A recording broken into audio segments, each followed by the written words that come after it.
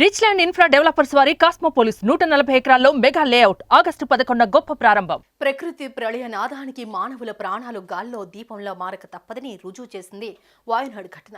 మనుషుల అత్యాస, ప్రభుత్వాల నిర్లక్ష్యమే ఈ విపత్తుకు ప్రధాన కారణాలని చెబుతున్నారు పర్యావరణవేత్తలు.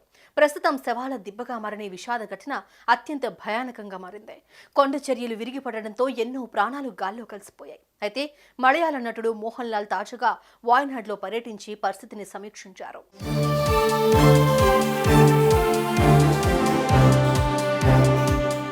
మలయాళ సీనియర్ నటుడు మోహన్ లాల్ శనివారం వాయనాడ్లో పర్యటించి విరిగిపడిన కొండ చర్యల ప్రాంతాలను పరిశీలించారు. ఆయన లెఫ్టినెంట్ కల్నల్ హోదాలో ముండక్కై, పుంచినమట్టం ప్రాంతాల్లో పర్యటించారు.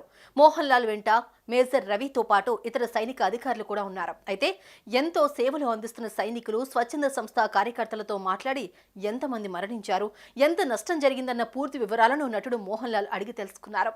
ఇంతేకాదు సహాయక కార్యక్రమాల్లో కూడా పాల్గొన్నారు.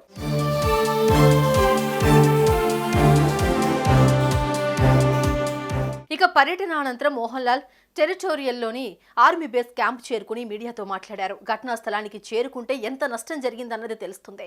ఎంతో సేవలు అందిస్తున్న సైనికులు, ఇతర స్వచ్ఛంద కార్యకర్తలకు నేను కృతజ్ఞతలు తెలుపుకుంటున్నాను.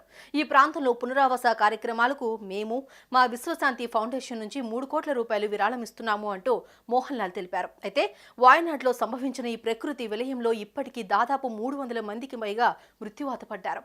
ఇక ఇప్పటికీ అక్కడ సహాయక చర్యలు కొనసాగుతూనే ఉన్నాయి.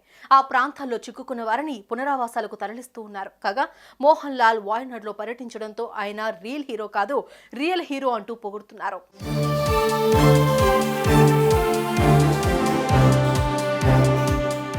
ప్రకృతి ప్రళయనాదానికి మానవుల ప్రాణాలు గాలలో దీపంలా మారిన పరిస్థితి. మానవుల అత్యాస, చూస్తూ సైలెంట్గా ఉండే ప్రభుత్వాల నిర్లక్ష్యమే ఇలాంటి విపత్తులకు కారణమని మేధావులు అభిప్రాయపడుతున్నారు. చూసారుగా వాయనాడ్లో పరిస్థితి ఎలా ఉందో. ఈ విషాద ఘటన నుంచి మనం చాలా నేర్చుకోవాలి.